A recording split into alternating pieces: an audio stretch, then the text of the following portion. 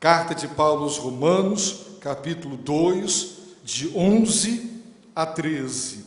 Diz assim a palavra de Deus: pois para com Deus não há acepção de pessoas, porque todos os que sem lei pecaram, sem lei também perecerão. E todos os que sob a lei pecaram, pela lei serão julgados, pois não são justos diante de Deus os que só ouvem a lei, mas serão justificados os que praticam a lei. Querido Deus, eis-nos diante de Ti e da Tua palavra. Concede-nos, ó Deus, ouvidos para ouvi-la, porque ela é a palavra da vida. Em nome de Jesus rogamos essa bênção. Amém. Meus irmãos, nós estamos meditando nesta carta extraordinária. A cada versículo, a cada capítulo, maravilhas de Deus para o seu povo. Por isso tenho reiterado a verdade de que Romanos tem sido considerado o quinto evangelho, em virtude da sua profundidade teológica, as grandes, as maiores e mais importantes doutrinas que compõem a essência do evangelho e da fé cristã é tratada, é abordada de uma forma profunda e exaustiva pelo apóstolo Paulo, o que em outras cartas de tamanho menor Paulo tratou de passagem. Aqui em Romanos ele desce fundo, ele aborda com bastante minúcia. Portanto, a carta de Paulo aos Romanos é um dom precioso de Deus ao seu povo. Por isso, ler esta carta, estudar esta carta, compreender esta carta, trará riqueza à vida espiritual da Igreja de Jesus Cristo. Portanto, ame esta carta e dedique o seu tempo a lê-la e compreendê-la. Como já tivemos oportunidade de ver ao longo da história do cristianismo, as grandes e maiores revoluções que Deus operou no meio do seu povo, Ele o fez por intermédio do estudo, da leitura e da pregação da carta de Paulo aos Romanos. Portanto, poderemos criar no nosso coração também a expectativa de que ao lê-la, estudá-la e ouvir a exposição desta carta, o Senhor faça em nossa vida e em nossos dias o que Ele já fez em outros momentos, se assim lhe aprouver na sua santa e sábia sabedoria. A palavra de Deus, meus irmãos, ela foi escrita pelo apóstolo Paulo, ela é dada por Deus e ela chega a nós pela instrumentalidade do homem, do apóstolo. E o brilhantismo, a capacidade deste servo de Deus fora tal, meus irmãos, que de fato foi um homem escolhido para ser um instrumento do Senhor para produzir esse tratado teológico. E tudo quanto está escrito está relacionado diretamente, e é preciso acompanhar para perceber a lógica da argumentação, para compreender o significado maior pretendido pelo apóstolo Paulo quando escreveu para os romanos. Portanto, lembremos que o apóstolo quer apresentar a salvação, a justificação pela graça por meio da fé. Mas antes de apresentar este dom maravilhoso de Deus, é preciso que o homem se dê conta de que é um pecador, culpado, e encontra-se condenado sob a ira de Deus, a não ser que o ser humano tenha a consciência de pecado e de sua justa condenação. Nunca ele buscará o Salvador. Ele só perceberá o quanto ele carece de Cristo quando ele conscientizar-se do seu pecado e do seu estado de condenação eterna como consequência e como pena justa para os seus pecados. Por isso, debaixo da sabedoria de Deus, Paulo, meus irmãos, quer mostrar que toda a humanidade está debaixo do pecado e encontra-se sob o juízo de Deus. E a não ser que creiam em Cristo, perecerão eternamente. Por isso Paulo no capítulo 1 tratou da humanidade em geral, os gentios. No capítulo 2, ele começa a abordar uma classe de pessoas que ele se dirige através de um homem fictício, mas que representa uma classe de pessoas, quer judeus ou gentios, religiosos ou ateus, mas que acreditavam que poderiam se desculpar diante de Deus e, consequentemente, escapariam do juízo divino. E o apóstolo deixa claro que todos são indesculpáveis, portanto não podem pleitear inocência, alegando ignorância. Todos pecaram, transgrediram a lei de Deus, Deus não deixa o pecado impune, portanto todos serão justa e devidamente punidos pelos seus pecados. Portanto, toda a humanidade encontra-se debaixo da ira de Deus. Tudo isso para conduzir as pessoas a Cristo, o Salvador, e ao dom precioso da salvação. No capítulo 2, o tema de Paulo não é a salvação, é o juízo, é o julgamento. E nós já aprendemos algumas verdades. Em primeiro lugar, o juízo de Deus é justo, diz o apóstolo Paulo, porque Deus julga segundo ou de acordo com a verdade. Em segundo lugar, o juízo de Deus é justo, porque Deus julga segundo ou de acordo com as obras de cada um. O juízo de Deus é justo, porque Deus julga de forma imparcial e sem favoritismo. Verso de número 11, pois para com Deus não há acepção de pessoas. A prova de que Deus não tem favoritos é que Ele retribuirá a cada um segundo as suas obras. Ele retribuirá vida eterna, glória, honra e paz para quem? Para os que perseveram em fazer o bem, para os que praticam o bem e para aqueles que, na prática perseverante do bem, buscam a glória, a honra e a incorruptibilidade.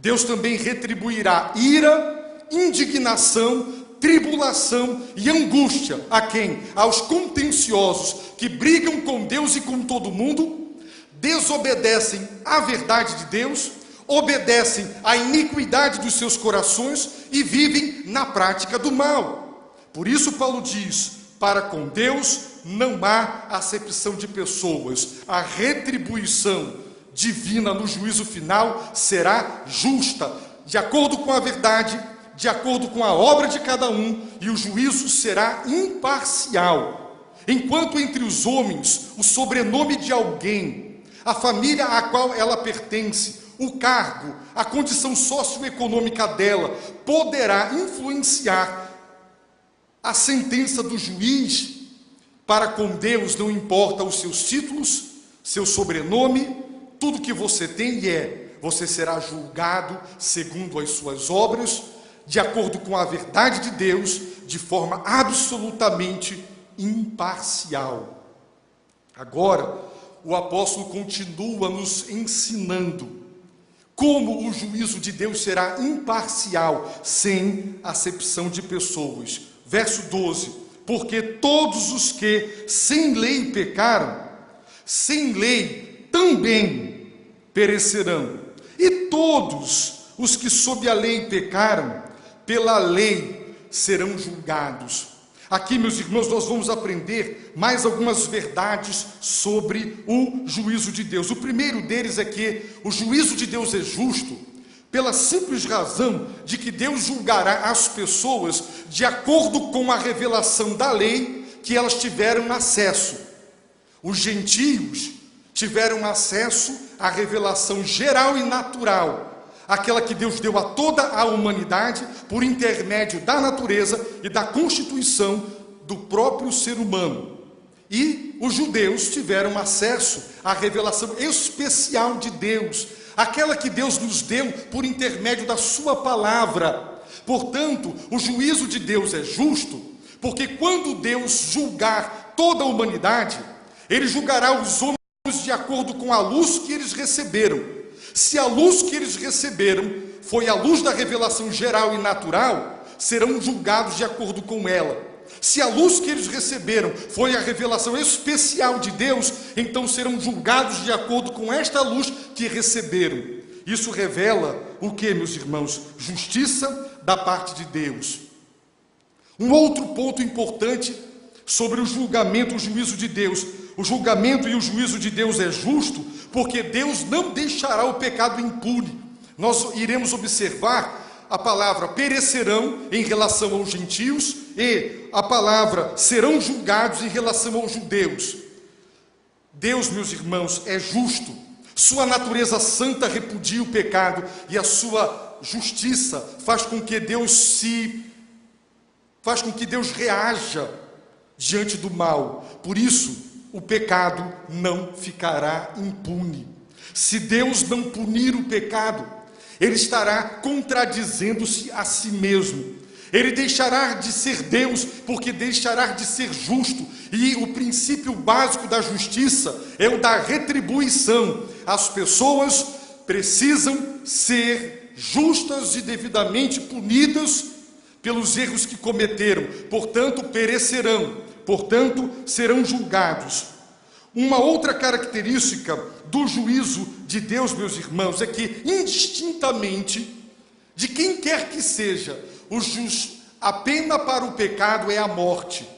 Não importa se quem pecou foram os judeus ou os gentios, não importa, a pena será a mesma para todos. Embora, como vimos no domingo passado, os que forem condenados ao inferno, no inferno existirão graus de punição, assim como no céu, graus de recompensa, níveis de punição e níveis de recompensa. As cidades de Gomorra e de Sodoma serão, no juízo final, punidas com rigor, mas o rigor será menor do que para as cidades de Cafarnaum, onde Deus revelou a sua glória e o seu poder em misericórdia, e eles se mantiveram na incredulidade, apesar de tudo o que presenciaram. Assim como os que forem para o céu, sobre o fundamento, se não construíram um edifício com os materiais nobres que Paulo menciona no capítulo 3 da sua primeira carta aos Coríntios, eles serão salvos como que pelo fogo, não perderão a salvação, porque o fundamento, o alicerce é Cristo, mas eles vão perder o galardão, não terão recompensa. Deus é justo. Portanto, meus irmãos, há algumas características do juízo de Deus que precisamos continuar aprendendo. E o que me chama a atenção é que no versículo 2, Paulo diz assim: e bem sabemos. Observem bem, Paulo sabia, e ele tinha certeza que os cristãos romanos também sabiam, por isso ele diz, nós sabemos. E Paulo está tratando do tema do juízo de Deus. Os irmãos observem como é importante perceber que a doutrina da justiça de Deus e do seu justo juízo era uma doutrina profundamente conhecida, porque era pregada e era ensinada no seio das igrejas.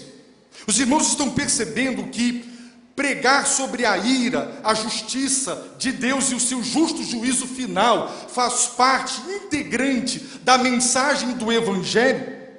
Que se nós subtrairmos do Evangelho a mensagem da ira, da justiça e do seu justo juízo, nós estaremos extraindo do Evangelho um componente essencial. Portanto, deixará de ser Evangelho, porque não há outro Evangelho a não ser o Evangelho bíblico. Quando se apenas quer focar no amor e na graça de Deus, e não se estuda o juízo de Deus, quando nós prosseguimos na nossa vida, e nós nos esquecemos, como vimos na semana passada, que seremos julgados de acordo com as nossas obras. De fato, como vimos, a salvação é pela fé, pela graça através da fé, mas o juízo final será calcado sobre as obras de cada um. Portanto, eu darei contas a Deus dos meus pensamentos, das palavras frívolas que saírem de minha boca, e o que eu fiz ou eu deixei de fazer por intermédio do corpo. Se fui negligente ou não, haverá um juízo. e sobre as obras seremos julgados. Portanto, compreender o juízo de Deus, para que a nossa vida presente seja determinada por esta compreensão, é fundamental. E o apóstolo Paulo, meus irmãos, está tratando exatamente do tema do juízo final no seu capítulo 2, antes de chegar no capítulo 3, a partir do verso 21, e apresentar a salvação em Cristo. A não ser que nós tenhamos convicção de pecado e de que o juízo de Deus sobre nós é justo, nós não perceberemos o quanto precisamos nos humilhar aos pés do Salvador e pedir a sua misericórdia para que Ele nos salve graciosamente. Por isso, meus irmãos, o apóstolo Paulo está tratando do tema do juízo de Deus. Vamos então observar atentamente o verso 12. Os irmãos, por gentileza, remetam-se ao verso 12 e observem a primeira declaração deste verso. Porque todos os que sem lei pecaram, sem lei também perecerão. Deus deu a sua lei aos gentios, Deus revelou a sua lei aos gentios, através da sua palavra, Deus se revelou à humanidade em geral? Não. Portanto, porque todos os que sem lei pecaram, a humanidade, com exceção dos judeus, que não conheceram a lei de Moisés, o Velho Testamento, eles serão julgados, eles perecerão sem a lei. Irmãos, em primeiro lugar, o Salmo 19. Na primeira metade do Salmo 19, você tem a revelação de Deus chamada geral, porque dada a toda a humanidade, e natural, porque dada por intermédio da natureza. Depois tem a revelação especial de Deus dada através da lei. Acontece que Deus não deu a sua lei aos povos, às civilizações que existiam antes de Israel existir e nem durante o tempo da existência de Israel. Portanto, somente o povo de Israel teve acesso ao conhecimento da lei divina que fora revelada no Sinai. No entanto, todos os que sem lei pecaram, os gentios, toda a humanidade que não conheceu a lei de Deus por intermédio da revelação especial, pecou. De acordo com 1 João capítulo 3, verso 4, pecado, ali nós temos uma das definições de pecado na Bíblia, é transgredir a lei. Na tradução da imprensa bíblica, afirma que é rebeldia, porque a palavra anomos, ela significa sem lei, e compreendendo o termo significa ilegalidade. Portanto, o que é pecado? É ilegalidade, é não dar bola para a lei de Deus por rebeldia e viver transgredindo a lei de Deus. Pecar é transgredir a lei de Deus. Portanto, todos os que sem lei pecaram, a humanidade que não conheceu a lei de Moisés, pecou. Por quê? Porque transgrediu os mandamentos de Deus, transgrediu a lei de Deus. E então os irmãos dirão, se pecar é transgredir a lei de Deus, e eles não conheceram a lei de Deus, como podem ter transgredido uma lei que não conheciam? E como poderiam ser responsabilizados e culpados e condenados sem a conhecerem?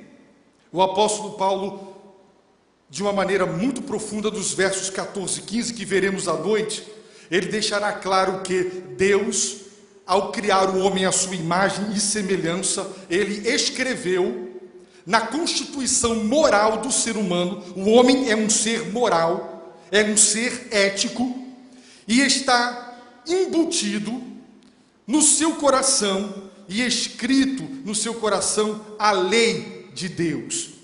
E estes homens, os gentios, eles pecaram, porque eles transgrediram as leis morais que Deus escreveu no seu próprio interior. Portanto, o que é pecar? É transgredir a lei. Os irmãos observem, se houve transgressão da lei, houve pecado. Se há pecado e Deus é justo, o pecado não pode ficar sem punição. Por isso Paulo diz: todos os que sem lei pecaram, sem lei também perecerão, serão julgados e condenados, perecerão. No entanto, quando Deus os julgar, o parâmetro, o padrão, o critério que Deus se utilizará para julgá-los não será a lei revelada, mas será a lei moral que ele inscreveu, embutiu no interior de cada ser humano. Todo homem é um ser moral. Consultem as obras de filosofia, as mais simples, as introduções, e vocês se depararão com a questão ética. Por quê? Porque há o direito no mundo, porque é básico em qualquer nação, civilização ou tribo, a noção de que há um certo e há um errado, existe o bem e existe o mal. De onde as pessoas extraem os seus valores, os seus princípios, as suas dogmas, e legalizam isso num código que obriga a todos daquela comunidade ou daquela nação a viverem de acordo com aqueles parâmetros, de acordo com aquela moral. É a própria natureza moral do homem. O homem é um ser moral. Ele faz juízos de valor, dizendo: isto é certo, isto é errado, isto é bom, isto é mal. Por quê? Porque ele é um ser ético. Ele é. Então, Deus, meus irmãos, ao criar o homem, ele o fez assim. Por isso, os irmãos observem capítulo 1, verso 19. Porquanto o que de Deus se pode conhecer, neles se manifesta. Dentro dos homens há uma manifestação do que de Deus se pode conhecer. Não se pode conhecer tudo acerca de Deus. Deus, meus irmãos, é infinito, é incompreensível ao homem, exaustivamente. Mas o que lhe aprouve revelar, nele se manifesta, porque Deus lhes manifestou. Há uma revelação de Deus ao criar o homem à sua imagem e semelhança. Deus é um ser moral, e quando nos fez semelhantes a si, ele fez de nós seres morais. Portanto, mesmo que um homem nunca tenha lido a lei de Moisés, uma tribo nunca tenha ouvido falar do Antigo ou do Novo Testamento, eles têm um padrão de justiça, certo e errado, feio, belo, a questão estética, padrão de justiça. E porque Deus é justo, todos os que, sem conhecerem a lei de Moisés, pecaram. E por que pecaram? Porque transgrediram a lei. Qual lei? A lei que Deus gravou na própria constituição do ser humano. Então, quando eles forem julgados, eles serão condenados porque pecaram, porque transgrediram as leis morais do seu próprio ser, do seu próprio coração. Mas por uma questão de justiça, serão julgados de acordo com a lei que tiveram acesso, de acordo com a lei que conheceram. Não serão julgados de acordo com a lei do Antigo Testamento. Não serão julgados de acordo com o Evangelho, se nunca tiveram acesso. Por isso, o juízo de Deus é justo. E essa é uma das características do juízo de Deus: julgar as pessoas e condená-las porque pecaram, porque transgrediram a lei moral, mas julgá-las de acordo com a revelação que conheceram e tiveram acesso. Está escrito em Romanos 1, 20, que os atributos invisíveis de Deus, o eterno poder de Deus e a divindade do Senhor são claramente vistas. Como? Desde que Deus criou o universo, e elas são percebidas como? Através, mediante as coisas criadas.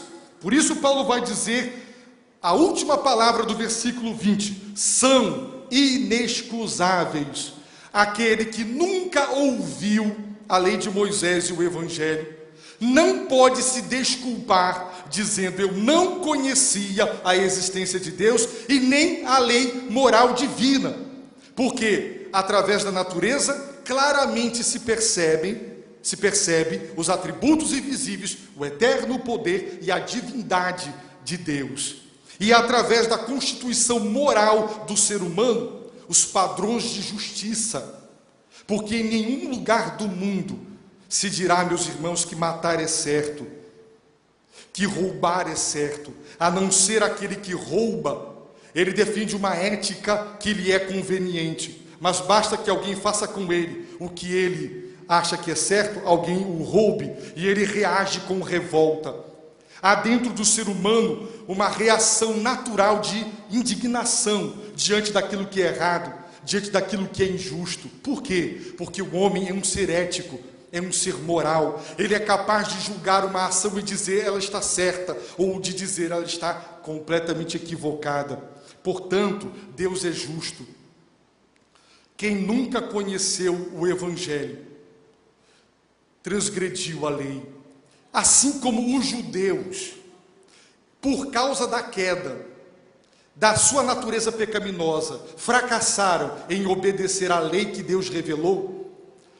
A mesma coisa a humanidade, que nunca conheceu a lei de Moisés e o Evangelho, também por causa da queda e da natureza pecaminosa, falharam em viver de acordo com o padrão de justiça do seu próprio coração. Todos pecaram.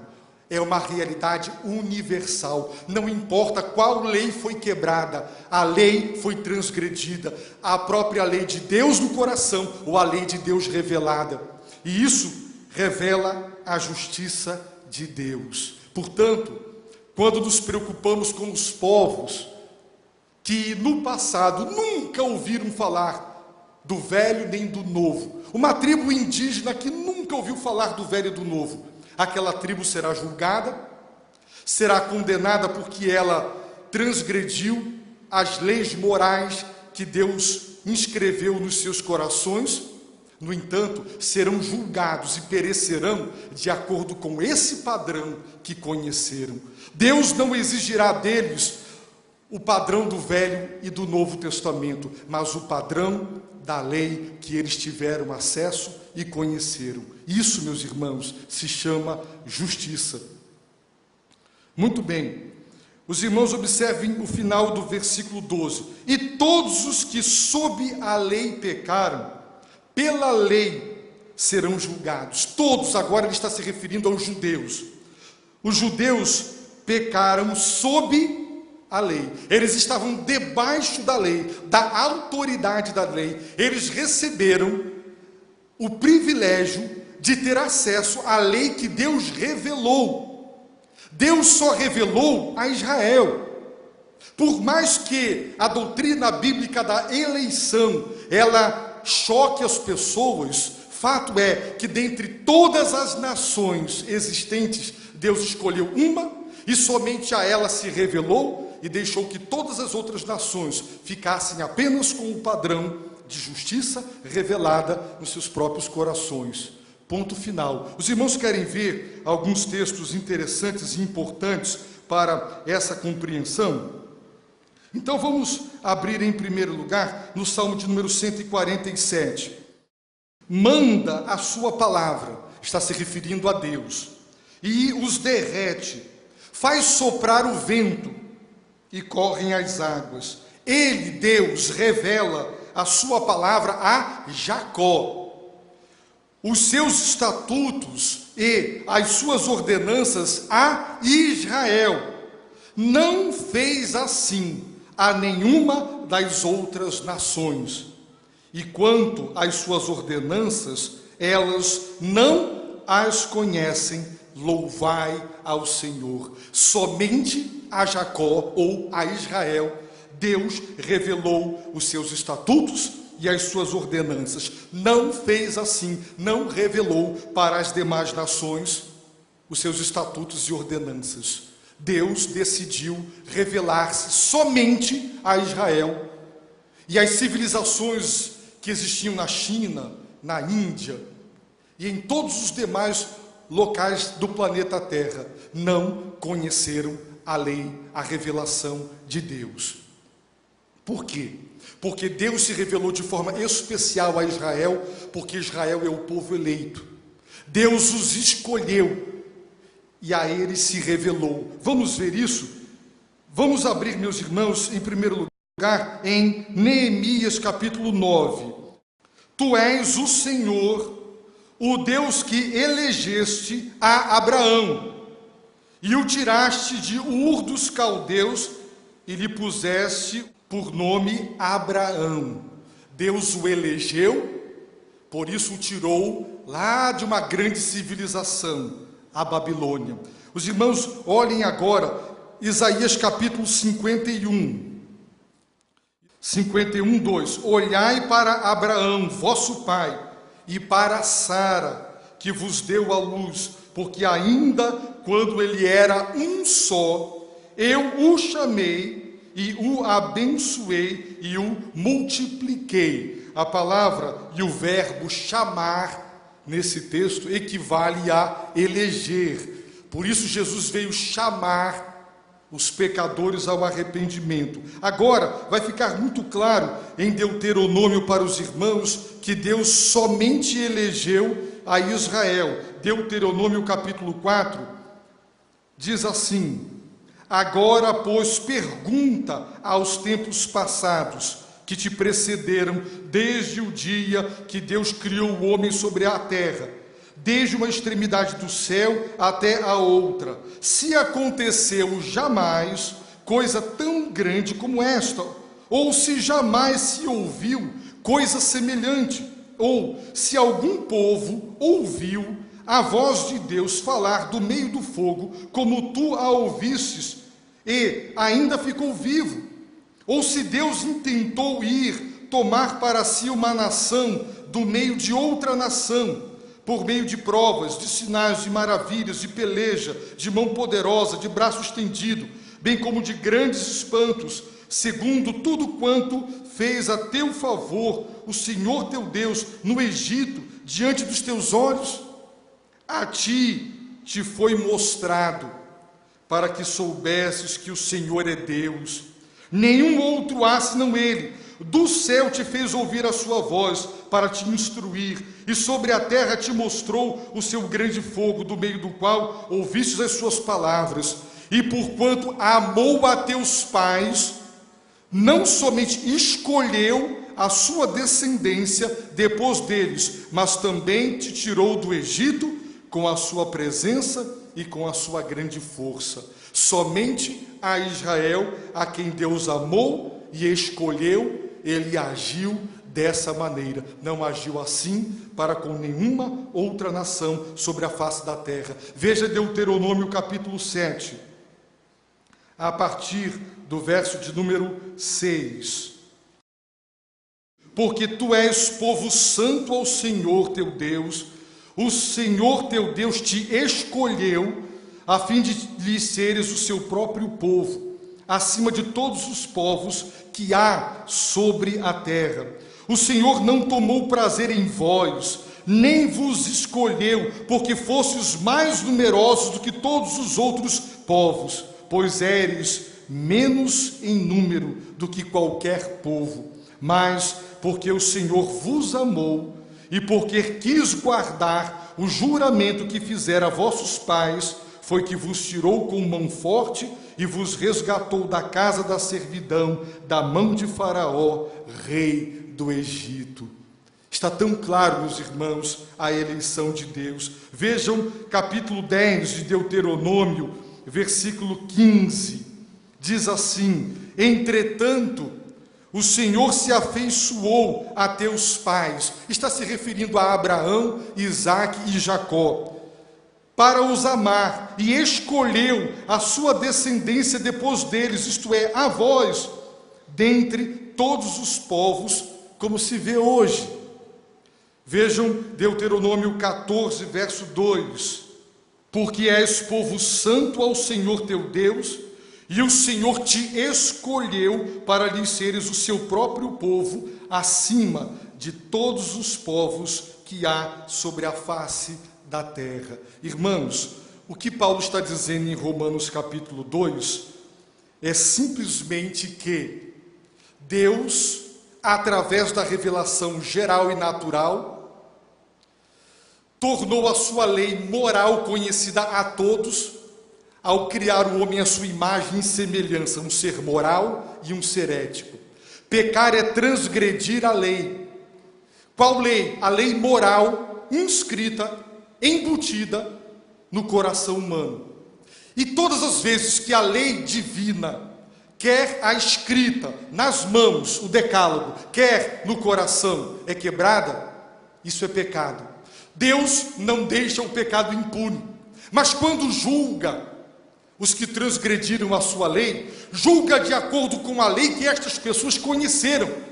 Os gentios só conheceram a lei moral interna, embutida, inscrita por Deus. Os judeus não. Além dessa, eles tiveram nas mãos o decálogo, eles tiveram nas mãos os 10 mandamentos, toda a lei de Deus, e eles estavam sob a lei, porque Deus se revelou a eles, e somente a eles, dentre todos os povos e nações que existiam antes e durante a existência de Israel sobre a face da terra. No entanto, o que é que diz o texto? Todos os que pecaram sob a lei, assim como os gentios pecaram, porque desobedeceram à lei moral do coração, os judeus também fracassaram em obedecer à lei de Deus, o Antigo Testamento. E porque transgrediram a lei de Deus, o Antigo Testamento, serão julgados. Por quê? Porque pecar é transgredir a lei. Serão julgados de acordo com a revelação especial. Conheceram de uma forma o privilégio de ter nas mãos os 10 mandamentos. E serão julgados. Portanto, quanto maior o privilégio, maior a responsabilidade. Quanto maior a responsabilidade, maior a culpa. Quanto maior a culpa, maior a condenação. Lucas 12, 47. Lembrem na primeira frase dos judeus. O servo que soube a vontade do seu senhor, ele soube, ele conheceu, e não se aprontou, nem fez conforme a sua vontade, será castigado com muitos açoites, porque ele conheceu e ele não obedeceu, e ele será castigado. O pecado não pode ficar impune, mas ele será castigado com justiça, com muitos açoites. Mas o que não a soube, o gentio, que nunca conheceu o Velho Testamento, a lei de Deus, e fez coisas que mereciam castigo, com poucos açoites será castigado. Eles transgrediram a lei moral de Deus, gravada em seus corações, fizeram coisas que são dignas de castigo, porque transgrediram os padrões de justiça que há no seu próprio coração. Porém, como Deus é justo, com poucos açoites. Justiça não é só punir, é punir de acordo com a gravidade do erro. E é exatamente isso. Portanto, disse o Senhor Jesus, daquele a quem muito é dado, muito se lhe requererá. Ao judeu foi dado a revelação especial, a lei, o conhecimento da vontade de Deus através da lei, o decálogo. Portanto, ele recebeu muito e ele será exigido, cobrado. E a quem muito é confiado, mais ainda se lhe pedirá. Foi confiada ao judeu a palavra, assim como hoje ela é confiada à igreja. Irmãos, no dia do juízo, nós prestaremos contas a Deus. Se você recebeu muito, e se Deus lhe confiou muita coisa, você prestará contas, muito mais do que os outros que não receberam. Portanto, verso 12, todos os que sem lei pecaram, os gentios, a humanidade que nunca conheceu a lei divina revelada, pecaram, transgrediram, portanto, perecerão, sem lei, serão julgados, não de acordo com a lei revelada no Velho Testamento, mas com a lei que Deus revelou no coração deles. E todos os que sob a lei pecaram, os judeus que estavam debaixo da autoridade da lei e a possuíam nas mãos, pela lei, através da lei, serão julgados. A lei será o padrão, o critério que Deus se utilizará para julgar os judeus. Isso é justiça. Versículo de número 13, que também, meus irmãos, é extremamente importante para a nossa compreensão. O que o apóstolo Paulo diz? Pois não são justos diante de Deus os que só ouvem a lei, mas serão justificados os que praticam a lei. Aqui nós temos o que se chama de possibilidade hipotética, teórica. Qual? A possibilidade de que serão justos, declarados e reconhecidos como justos, quem? Diante de Deus. Os que só ouvem a lei? Não. Serão justificados. Observem que justificados é o oposto do verso 12. Qual é o antônimo de perecer e de ser condenado? É de ser absolvido. Não é verdade? Então, quem será absolvido diante do tribunal de Deus, porque será declarado inocente, sem culpa das acusações que lhe serão feitas? Quem será justificado, absolvido, considerado reto, justo, inocente? Aqueles que ouvem a lei? Não, aqueles que praticam a lei. A questão é, nunca ninguém conseguiu praticar todo o tempo todo, a lei de Deus, sem nunca jamais infringir sequer um mandamento, para poder comparecer diante de Deus pelo mérito e dizer: eu cumpri plena e perfeitamente toda a lei, sou inocente. Deus não tem outra alternativa senão me absolver. Alguém já conseguiu cumprir toda a lei de Deus? Com certeza não. Então há uma possibilidade teórica: quem obedecer plena e perfeitamente à lei será salvo. A pergunta é, em virtude da queda, da natureza pecaminosa do homem, quem consegue todo o tempo e o tempo todo obedecer, sem nunca transgredir um mandamento da lei? Pior, Tiago nos ensina que a lei é um todo. Quando você transgride um mandamento da lei, você não é culpado de ter quebrado o 9º mandamento, o 2º. Você é culpado de ter quebrado a totalidade da lei. Portanto, somos transgressores.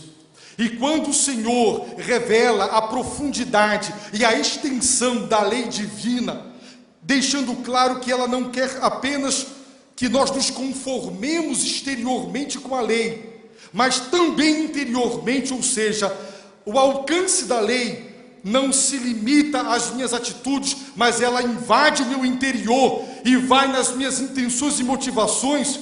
Quem não é pecador quando ele diz que adultério é o olhar cobiçoso, matar é o ódio?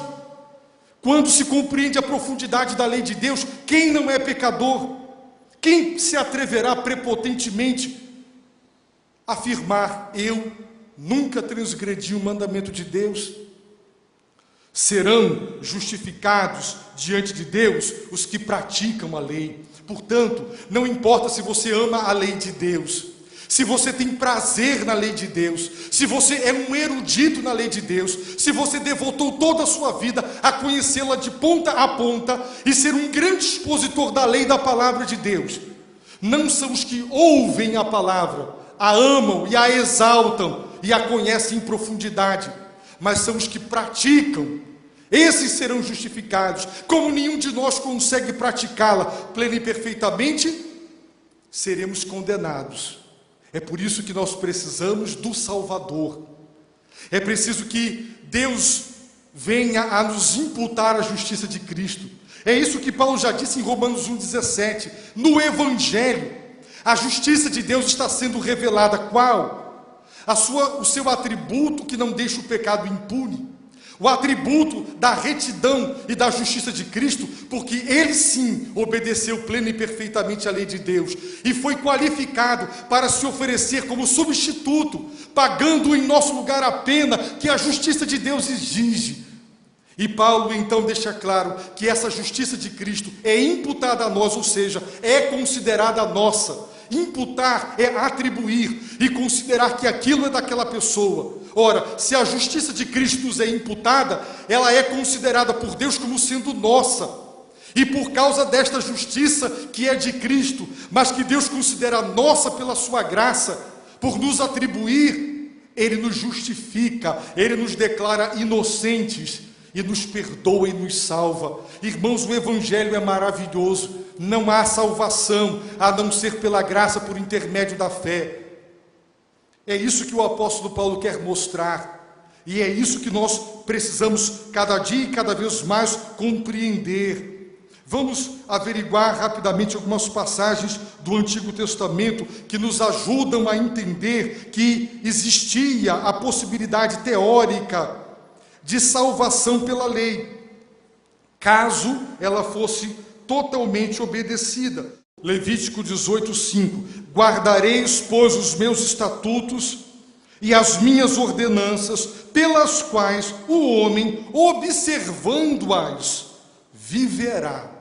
Eu sou o Senhor. Quem observar os estatutos e as ordenanças de Deus, sem jamais transgredir qualquer uma delas, existe uma promessa: viverá. Mas quem conseguiu isso? Em virtude da queda e da natureza pecaminosa, quem? Ninguém. Vamos para Deuteronômio 4. Agora, pois, ó Israel, ouve os estatutos e os preceitos que eu vos ensino, para os observares, a fim de que vivais. Vocês querem viver? Então ouçam e observem todos os estatutos e preceitos, a fim de que vivais. Há uma promessa de vida pela obediência à lei de Deus. Quem consegue? Só Jesus conseguiu, meus irmãos. Só Ele obedeceu plena e perfeitamente toda a lei de Deus, sem jamais pecar. Veja Deuteronômio capítulo 8, versículo de número 1. Todos os mandamentos que hoje eu vos ordeno, cuidareis de observar, para que vivais. Os irmãos observaram? Com que propósito Deus nos deu estatutos e mandamentos? Deus os ordenou para que, observando-os, vivais. Quem observar os mandamentos de Deus, sem jamais transgredi-los, viverá. Que promessa maravilhosa! Mas nunca ninguém conseguiu e conseguirá. Os irmãos querem um outro exemplo muito interessante? Vejam em Lucas, capítulo de número 10. E eis que se levantou certo doutor da lei e, para o experimentar, disse: mestre, que farei para herdar a vida eterna? Os irmãos observem que há uma contradição. Se a vida eterna se herda, o que é que você faz para herdar? Você tem que ser filho. E eu não posso dizer: Manassés, Elane, eu quero me tornar filho de vocês para herdar a fortuna de vocês. Ninguém pode fazer nada para herdar. Os filhos herdam dos seus pais, nada fazem. A pergunta é autocontraditória: que farei para herdar a vida eterna? Jesus não responde, lhe devolve uma pergunta: que está escrito na lei? Como lês tu? Os irmãos observaram duas perguntas. Uma, o que está escrito é uma coisa, como tu lê, como tu entende, como tu interpreta. E o doutor da lei respondeu: amarás ao Senhor teu Deus de todo o teu coração, de toda a tua alma, de todas as tuas forças e de todo o teu entendimento, e ao teu próximo como a ti mesmo. Tornou-lhe Jesus: respondeste bem, faze isso e viverás. O que é que você quer? Você quer saber o que é que você tem que fazer para herdar a vida eterna? Então ame a Deus dessa maneira e você vai viver. Agora a questão é: quem consegue amar a Deus dessa maneira e ao próximo como a si mesmo, sem nunca cometer nenhum pecado? Quem consegue? Ninguém consegue. Portanto, é uma possibilidade teórica, e é isso o que Paulo está dizendo, meus irmãos, no capítulo 2 de Romanos: pois não são justos diante de Deus os que só ouvem a lei, mas serão justificados os que praticam a lei. É necessário praticá-la na sua integridade, na sua totalidade, todo o tempo todo. Como ninguém consegue, ninguém será justificado, absolvido e declarado inocente diante de Deus, porque todos infringiram a lei. Portanto, meus irmãos, para recordar, o tema do capítulo 2 é o juízo. E Paulo declarou algumas verdades sobre o juízo de Deus. Ele será justo. Por quê? Porque será segundo a verdade, de acordo com a verdade que Deus revelou e que os homens trocaram pela mentira e suprimiram pela injustiça. Segundo, o juízo de Deus será justo, porque será de acordo com as obras de cada um. O juízo de Deus será justo, porque será imparcial. Deus não faz acepção de pessoas. O juízo de Deus será justo, porque Deus julgará a cada um de acordo com a revelação que aquela pessoa teve acesso, a lei que ela conheceu, ou a lei natural que Deus gravou no seu coração, a lei moral, inscrita na própria constituição moral do ser humano, ou a revelação especial, a lei de Moisés, o Antigo Testamento, a palavra de Deus. Deus é justo. O juízo de Deus é justo, porque o pecado será punido, perecerão, serão julgados, ninguém ficará sem ser julgado. Deus não deixa o pecado impune. Enfiemos isso de uma vez por todas na nossa cabeça. Você e eu pensarmos que prosseguiremos pecando, transgredindo as leis de Deus e ficaremos impunes, é não dar crédito à Bíblia. E de duas maneiras a ira de Deus, a punição de Deus se manifesta. Em primeiro lugar, ela agora já está se manifestando. Existem muitas coisas hoje já acontecendo na sua vida, na vida desta igreja, na história da humanidade, das nações, que já é uma antecipação da ira de Deus. Deus julgou Sodoma e Gomorra, a geração de Noé e tantas outras nações. Mas Deus, no dia do juízo final, derramará ira, indignação, tribulação e angústia. Ela já está se revelando e ela se revelará em plenitude no dia da ira, no dia do justo juízo de Deus. O pecado não ficará impune. Prestaremos contas a Deus das palavras, dos pensamentos, das atitudes e das omissões. Em último lugar, o juízo de Deus é justo, porque a pena para o pecado é a morte. Perecerão, disse Paulo, a humanidade que não conheceu a revelação especial e, portanto, pecaram, transgrediram uma lei moral, perecerão. Mas quem conheceu a revelação especial e creu, será salvo. Por isso, o versículo mais conhecido de toda a Bíblia, porque Deus amou o mundo. E o amou de tal maneira que deu o seu Filho unigênito. Para quê? Para que todo o que nele crê não pereça. Perecerão, porque transgrediram a lei de Deus, pecaram contra Deus e não conheceram o Salvador. Deus não deixará o pecado impune, porque todos conheceram a Deus, todos conheceram a lei moral de Deus, e todos transgrediram, perecerão. O salário do pecado é a morte, serão condenados. O justo juízo de Deus é para todos.